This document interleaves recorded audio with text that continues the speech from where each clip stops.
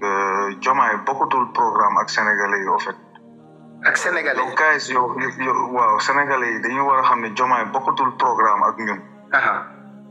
Diomaye il est entré dans le programme du nouvel ordre mondial. yow je pense que yow war nga ci xam dara Diomaye en fait Diomaye avant muy génn sax di campagne ak Sonko daa fekkoon ni que on l'a déjà initié à la grande loge maçonnique de la Côte d'Ivoire. Elle s'appelle la GLUCI, c'est la grande loge unie de Côte d'Ivoire. Alassane Ouattara moom mooy son parrain. xaaral frère xaaral yi ngay wax ni yu factuel la yu am la. non man li ma lay wax man dama ci xam dara parce que sama mag moom. déedéet bul sori déedéet bul sori comme ça. on va protéger les sources mais ndax wóor na la quoi wóor na la. non c'est sûr man xam naa ko yàgg na. man xam naa ko avant sax muy génn prison. ok man xam naa ko sama mag wax na ma ko parce que moom. déedéet bul identifier sa mag bi garaawul. vas-y waaw non sama mag du ma wax turam jamais. waaw mais en fait il a été initié à la GLUCI. Va te renseigner sur la GLUCI, c'est la grande loge unie de Côte d'Ivoire. Alassane Ouattara c'est son parrain. moom moo ko parrainé loolu tax gisoo bu mu toogee Côte d'Ivoire bokk na si réew yu mu njëkk a dem il est parti il a prêté allégeance. Alassane Ouattara l'a initié donc instant yi nii nañ ko fàtte lu gars yi di génn nii di naan ay Diomaye foog mu ñëwaat man ay rey la may def sax quoi Diomaye pare na si ñun Diomaye instant yi moom lijjanteetul yooyu sax il faut que gars yi ñu mun ko nangu en fait c'est ça la vérité te benn dëgg moo am instant yi comment il a déjà prêté allégeance te Sonko xam na ko il a su après. looloo tax instant yi Sonko lui-même il sait que moom ak Diomaye si confrontation lañ jëm waaw parce que même Sonko sax tegal nañ ko genre affaire yooyu mais apparemment il a pas voulu looloo tax après on a forcé sa main vers Diomaye mais en ce moment Sonko il a pas un problème avec Diomaye ou les Mimi Touré il a un problème avec les francs-maçons d'Afrique. ñoom la amal problème les francs-maçons du Sénégal en premier ñoom ñooy représenter les loges africaines qui sont là et la grande loge elle se trouve maintenant en Côte d'Ivoire maintenant en fait Alassane Ouattara c'est le parrain de tous les francs-maçons d'Afrique. waxal ci wolof waa kay Sof TV kay du bëgguñu dara raw leen ñoom wolof bi la ñuy gën dama tàmm wax wallaay xam naa c'est pareil nañu efforcé wu voilà c'est ça donc Diomaye on l'a perdu Diomaye moom xamoon na bu baax fii la jëm en fait c'est ça c'est que en fait dañ ko tegal benn feuille de route instant feuille de route boobu lay topp et puis il rencontre tous les jours à Alassane Ouattara. mais est-ce que Diomaye kese la man am na beneen kilifa gu mag boo xamante ni duñu lim ñetti kilifa yoo xamante ni boolewuñu ko ci maa ngi gis mu doon def ay façon nuyoo yoo xamante ni mu doon xam nga ñun. duñu ay dof duñu ay dof. il est tout il est. te kooku tamit apprenti maçon. kooku tamit moom kii la kooku tamit dafa sësu ci Big Togo ba ci France fii nii mu ngi doon daw ci ginnaaw Big Togo ak affaire yooyu noonu munoo lim ñetti autorité ci Sénégal ñu mag te boole woo ko ci moom tamit soupçonné naa ko ci de faire partie de ça yàggul demoon na Côte d'Ivoire moom tamit. Ouais, bien sûr. Et puis, kan mooy seen chef si gouvernement bi c'est le général Birame Diop. C'est l'un des plus grands francs-maçons d'Afrique. La ilaha illallah. waaw le général Birame Diop moom faalewul sax Sonko moom en fait moom mooy patron Diomaye moom instant yii Diomaye il répond à ses ordres. lan c'est-à-dire gars yi kon armée moo jël pouvoir bi actuellement pouvoir bi ci loxo armée la nekk. voilà non en fait c'est les francs-maçonneries parce que tous nos généraux ils sont maçons. waaw bu fekkee Diomaye dafa am chef mooy armée bi mooy gouverner réew mi en réalité. waaw mais bien sûr mais à travers les loges maçonniques la grande loge la GLUCI la grande loge unie de Côte d'Ivoire elle est parrainée par la GLNF la grande loge nationale de France. est-ce que comprendre donc est-ce que Diomaye si loolu la dugg Diomaye Sénégalais yi nañ ko bàyyi. gaa yaa ngi posé question nee na kañ lañ ko initier kañ ndax bu mu jëlee pouvoir bi ba pare wala avant muy jël pouvoir bi. avant muy jël pouvoir bu muy nekk si prison bi dafa doon génn lu mu lay jox ni info yu graaw la dafa doon génn am na benn jour sax génn na dem ba Côte d'Ivoire te Sonko xamu ko. bu mu nekkee ci biir kaso bi. bu mu nekkee si kaso bi génnee nañ ko ñu jëlal ko avion mu dem ba Côte d'Ivoire mu dem si Alassane Ouattara mu prêter allégeance. fekk libéré guñu ko.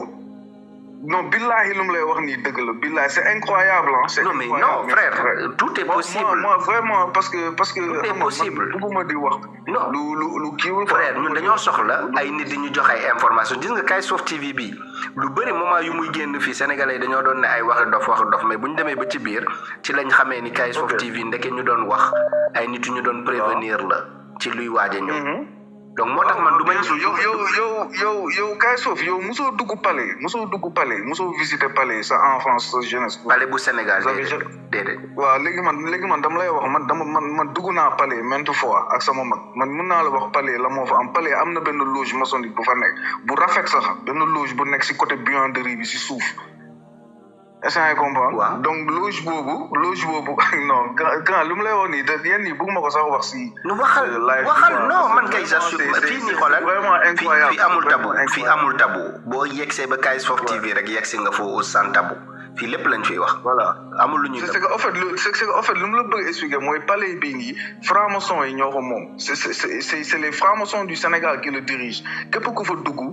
da ngay nekk franc-maçon léegi nag problème boobu loo tax Sonko ils vont jamais le laisser être candidat parce que Sonko lui il veut pas moom su ko neexoon day nekk président 2024 ans facilement su ko neexoon su prêté woon allégeance comme Alassane Ouattara instant moom moo nekk président nii mais apparemment Sonko moom en fait moom kiiwu ko loo tax la dernière fois Bourgi bu mu doon def interview boobu muy naan Diomaye lui il est très apprécié. waaw yow déglu nga ko sànq rek Sonko lui. Mais Ousmane Sonko, lui, il est très virulent, il est violent. Il est un peu rebelle. Voilà. Ça comprend. Voilà, exactement. Mais Ousmane Sonko, mom xamna ni que Diomaye, il est franc-maçon, il est apprenti maçon et que c'est Alassane Ouattara l'autre Sonko mu demone Côte d'Ivoire. Dafa demone Côte d'Ivoire. Alassane Ouattara tégalat ko dernier deal. Ne ko tu as vu donc instant yi il faut nga dugg ci ñun pour après on va t'ouvrir les voies présidentielles. Sonko bañ. L'autre après bu mu ñëwaatee on a confirmé à Diomaye maintenant il faut établir le plan pour éliminer le gars. En fait man dama ragal sax ñu rey ko Sonko mun nañ ko rey parce que ñii ñoom café wuñu seen programme bi de. non je te jure café wuñu ko. ba pare Côte d'Ivoire opposant yi ak ñoo leen mën a éliminer. ouais mais bien sûr. Ouattara ak moo aay ci disparaître loo doomu aadama. Ouattara dafa dangereux ci réeral doomu aadama. non moom day jël sa bakkan moom kafeewul yooyu sax kafeewu ko sax moom da ngay nekk di jéem a kii mu jël sa bakkan loolu moom ñëpp xam nañ ko Côte d'Ivoire c'est le plus grand c'est que en fait moom moo jël place Omar Bongo parce que soo gisee Macky Sall bu mu toogee en 2012 bindaloon na lettre Omar Bongo pour mu dem à la grande loge du Gabon pour Omar Bongo initier ko mais après Omar Bongo après dafa décédé si diggante bi quoi léegi après ñu jël place Omar Bongo bi après ñu jox ko Alassane Ouattara loo tax Diomaye bu mu demee gis Alassane Ouattara en Côte d'Ivoire Macky Sall il était là-bas. Macky Sall mu ngoon Côte d'Ivoire. ñoom ñaar ñoo ko initié. dañ ko initié dañ ko yokkal grade c'est que demoon na fa ba pare ba ñu defaral ko les rituels tout ça là après mu ñëwaat léegi bu mu demaatee Côte d'Ivoire en tant que président léegi ñu yëgal ko grade. Parce que maintenant il est président c'est que franc-maçonnerie non la quoi par grade la quoi tu montes en grade loo tax Diomaye plus muy yëg grade plus muy gën a statique yërëmande du nekk si moom gars yi suñu commencé di ko sonal fii léegi mu commencé di rey di tëj. Diomaye dafa sañ loolu. ñu xam ko non billahi non grand yow xamoo c'est que du Diomaye mënu si dara moom en fait moom day topp li ñu koy wax mënu si dara moom instant moom lu muy def. gars yi ñoo koy wax lu muy def. mon frère xam nga lu ma jaaxal Diomaye nekk na président ba pare lan avant muy nekk président waaye tu m'as dit avant muy nekk président. avant muy nekk président fekk il avait déjà accepté. c'est ça. waaw c'est que sénégalais il faut que ñu xam ni Diomaye bokkatul si ñun quoi ñu bàyyi ko tranquille nañ ko bàyyi tranquille quoi ay Diomaye nañ ñëwaat na dellu si xelam. Diomaye mënul def loolu mënatu ko def moom xam na ko Sonko xam na ko.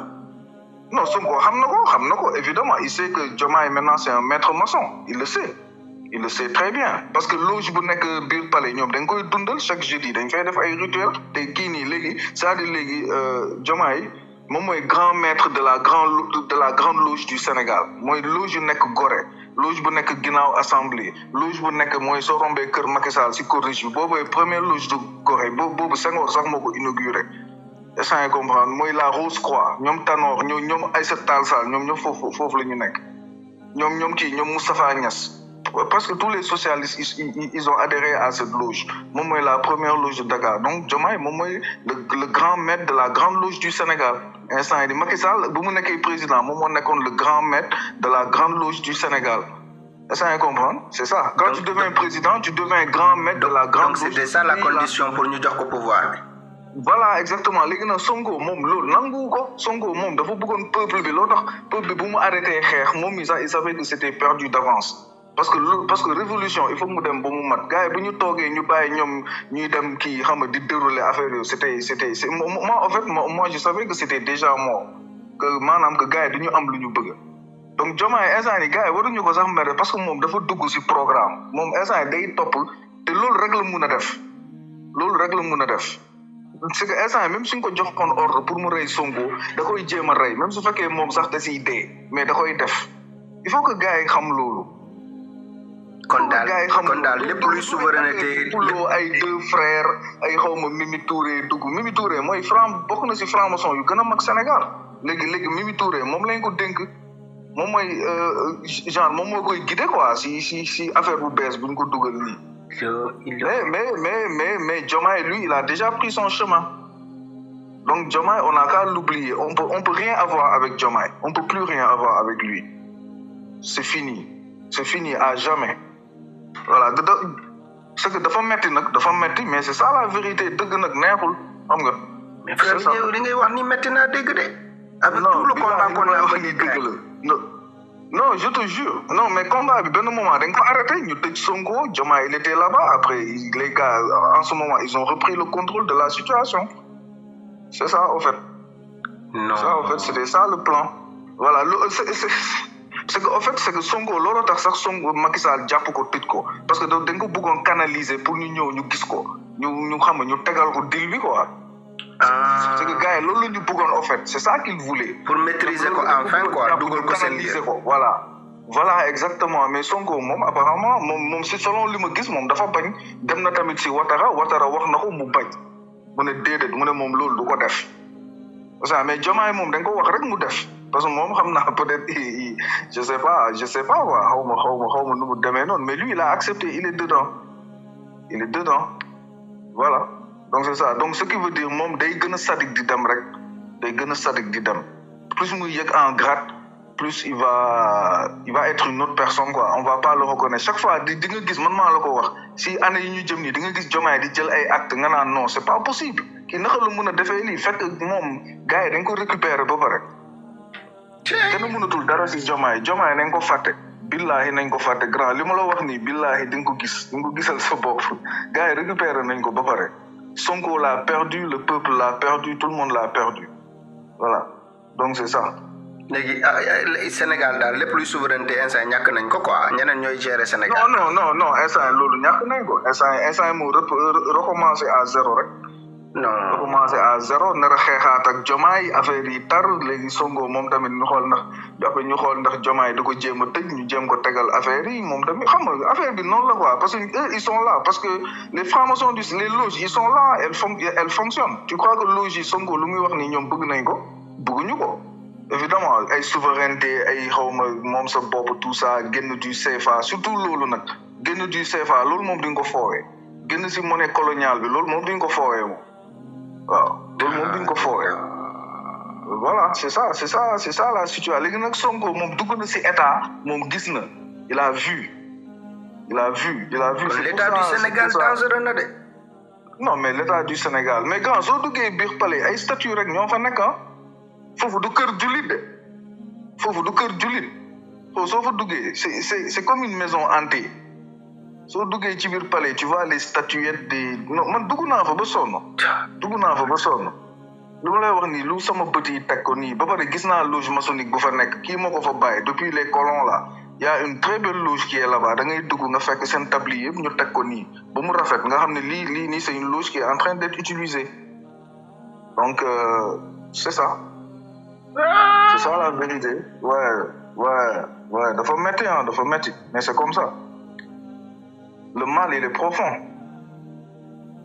Le mal, il est profond. Il est très profond, même.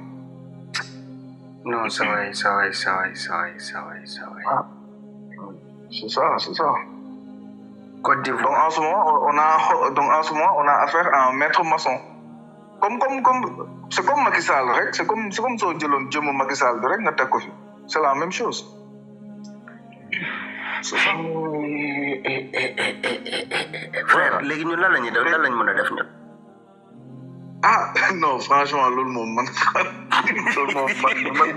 dama jox mi ba ma lay poser question man dama jox mi wax dëgg yàlla man sax aw ma solution si lii quoi. Non mais la seule solution c'est le peuple en fait. La solution elle est toujours du côté du peuple. Donc frère Diomaye kon yow bu ma la déggee bu baax Macky Sall moo jox pouvoir bi Diomaye. Mais évidemment ils sont frères maçons. Du Sonko moo ko jox donc moom bu gëmee ni Sonko jox ko pouvoir bi il a raison. Ah ouais, bien sûr moom au fond moom foofu lay waxee. moom dafa jàpp ni ñoom Ouattara ñoom Macky Sall ñoom ñoo ko teg si code xam nga. moom loolu lay te Sonko moom tamit Diomaye suy wax loolu moom xam na Diomaye fu muy waxee en fait. Parce que en fait Diomaye il a réalisé en fait que ces gars-là ce sont eux qui donnent le pouvoir ici. te gis na seen doole gis na ni que ils ont le contrôle sur tout. Ils ont le contrôle sur absolument tout. Voilà, c'est ça. C'est très compliqué, hein. C'est très compliqué. Kon combat bi commencé. Donc gars yi nañu bàyyi di wax ay Diomaye na yërëm nit yi na xalaat xaw ma ñu dee ñi Diomaye faaletul loolu. Diomaye yoonam nekkatul. Donc combat bi commencé gul quoi. Non combat bi su commencé di nga gis Diomaye di exploser fii population bi da nga tiit sax. parce que da koy def sans vergogne du xippi sax comme Macky Sall rek day froid muy def lu mu war a def voilà parce que il a prêté allégeance voilà il a prêté allégeance et puis chaque jour il rend compte à Alassane Ouattara il rend compte au président de la grande loge de la France mooy kooku kii la tudd Michel Quillard la tudd moom mooy le grand maître de la grande loge de France kooku maanaam même Macron sax da koy rendre compte. Donc maanaam daal lépp lu xew Sénégal mu ngi yendoo France. waaw mais évidemment day dem si Ouattara kii ko Ouattara jàllale ko. Donc maanaam France moo téewaat Sénégal ba léegi. Non mais France musu fi jógee France dafiy jógee grand yow pour France noonu lay jógee fii ñëw tax seen xawma seen armement yooyu rek yóbbu ko non. C'est juste parce qu'ils ont plus besoin de ça quoi soxlawuñu loolu parce que ça demande des moyens et puis eux ils sont en crise tu vois dañuy soxla xaalis tout ça loo tax et puis aussi avec la guerre en Ukraine loo tax ñu retirer seen base yi si yenn dëkk yi quoi pour xam nga pour optimiser les dépenses.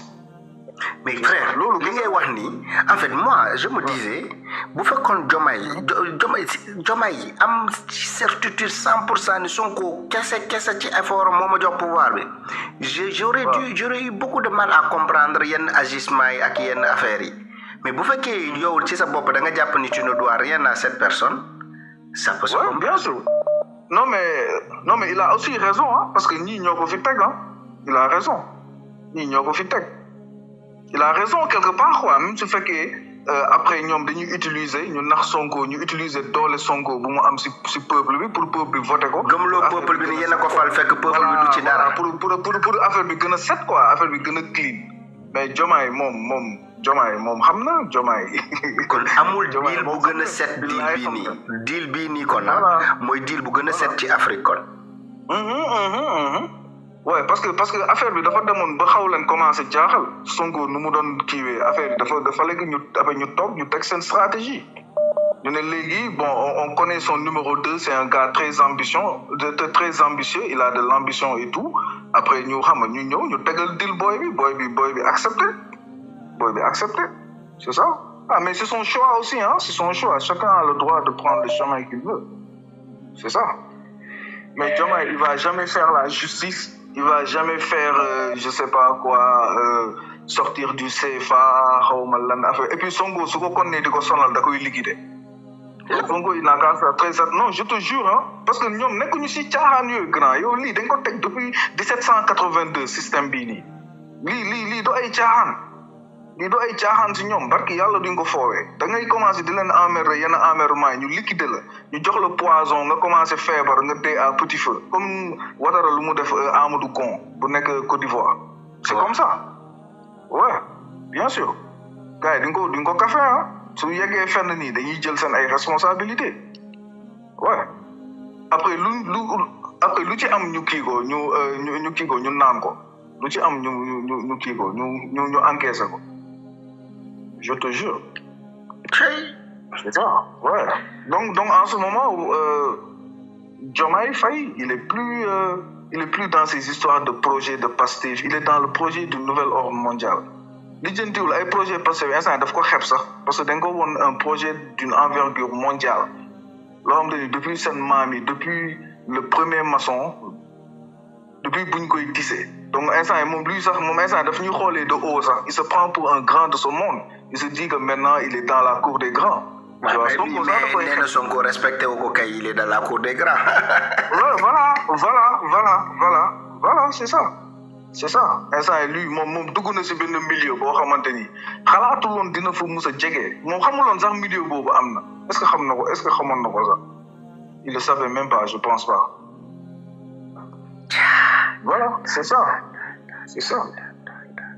donc le peuple s'est fait avoir comme ça man jour bu sama mag bu ma tegalee affaire bi mu won ma affaire man dama tiit quoi dama mu ne ma yéen c'est que yéen xamoo leen quoi yéen vraiment c'est que yéen en fait yéen am na lu bëri yéen xamoo leen ko quoi yéen da ngeen teg ni ay politique la rek nga def élection yuuxu ñu votel la nga toog non c'est pas ça parce que palais bi ñoom ñoo ko tabax ñoom ñoo ko moom kër gi fii ñoom ñoo ko moom de seen gàlle la ku fay dugg da ngay nekk seen nit sinon doo fa dugg kër gi ñoom ñoo ko moom kon saa waay nekk Sonko nekkoon président kon du yomb de.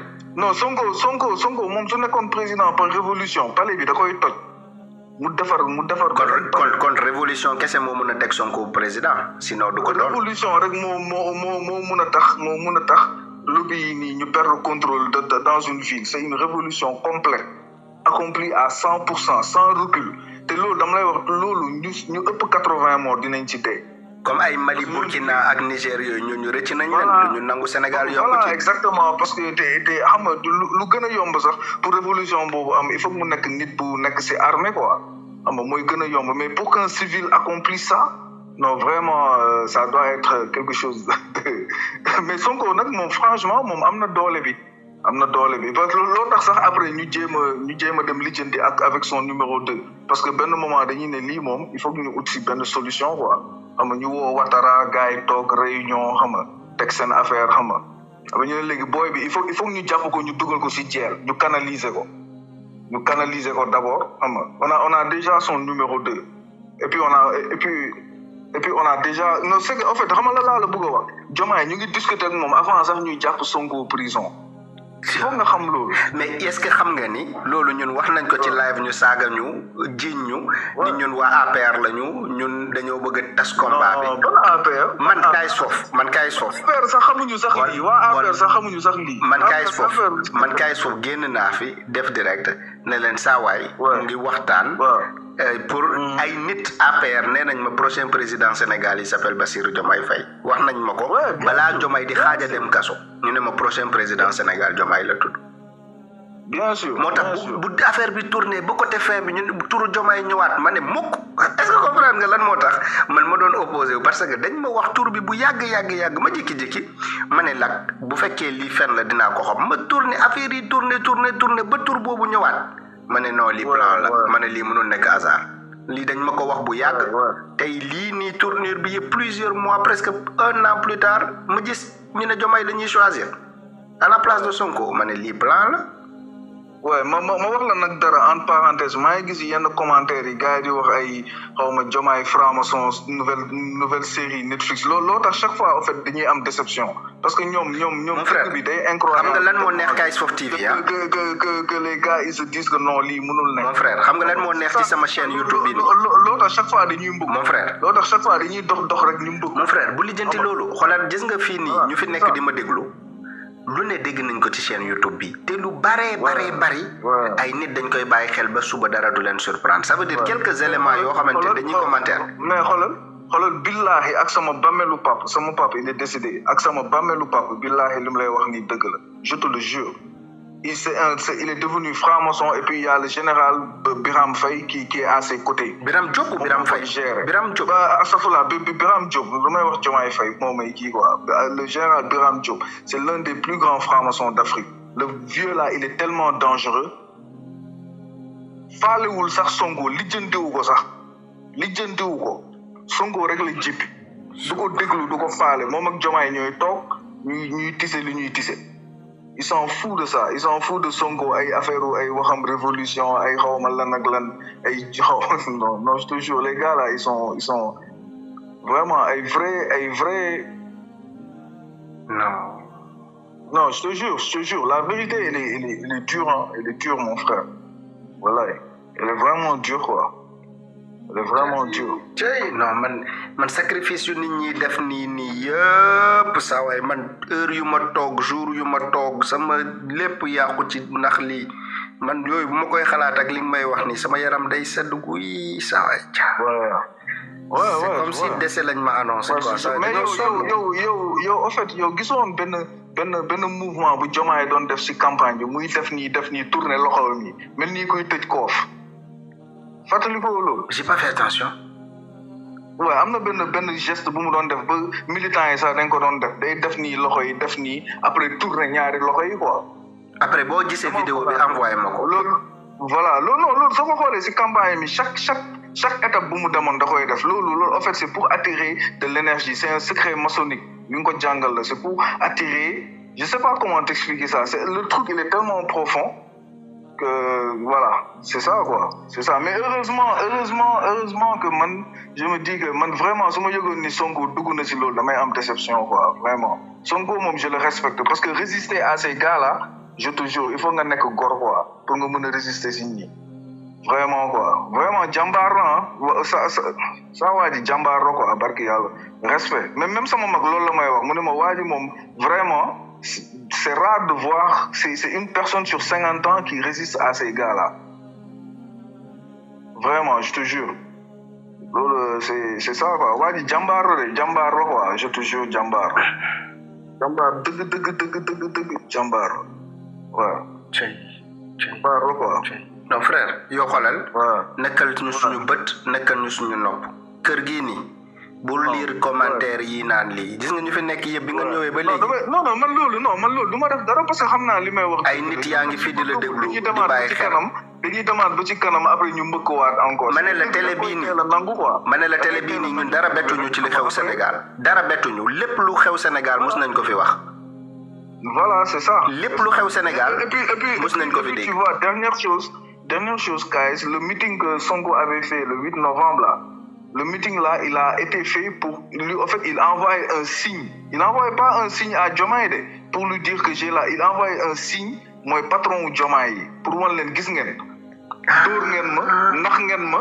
mais doole bi man maa ko am j'ai le peuple avec moi d'accord en fait moom en fait moom ñoom la doon yónnee message ñoom la doon yónnee message de parce que maintenant il sait maintenant xam na lépp il sait tout maintenant il sait tout voilà c'est que en fait loo tax mu defoon meeting boobu du pour Diomaye sinon moom ak Diomaye rek ñoom ñoo amoon des problèmes comme ça il a pas besoin de faire tout ça xam nga si c'était un truc personnel mais en fait daf ko def pour woon gars yi que xam nga voilà yéen am ngeen seen doole mais man tamit am naa sama doole. man le peuple avec moi man peuple bi laa yaakaar quoi. voilà exactement te et puis ñoom tamit peuple bu uni loolu la ñu gën a ragal. xam nga peuple bu nekk benn xam nga di topp objet loolu ak ñoo ko ragal chaque fois ils vont essayer de créer des divisions xam nga bëgguñu loolu tu vois ils aiment pas ça donc c'est ça mais Sonko pour mu nekk président 2029 loolu moom combat bu métti lay nekk billaay combat bu métti lay nekk yàlla def combat bu métti non amin mais xaaral ma wàcc kaay xam naa am na. vas-y xoolal ay gis naa gars yi di ma ruube quoi sa commentaire yi mais amul problème quoi ne leen dañ nekk si jàmm. xoolal amul benn problème bàyyil ma save man sa daal wax naa li ma xam. waaw léegi amul. s'abonner bës tomb bi activer cloche de notification j'aime merci beaucoup s'abonner bës tomb bi activer cloche de notification j'aime merci beaucoup s'abonner bës tomb bi activer cloche de notification j'aime merci beaucoup s'abonner bës tomb bi activer cloche de notification j'aime merci beaucoup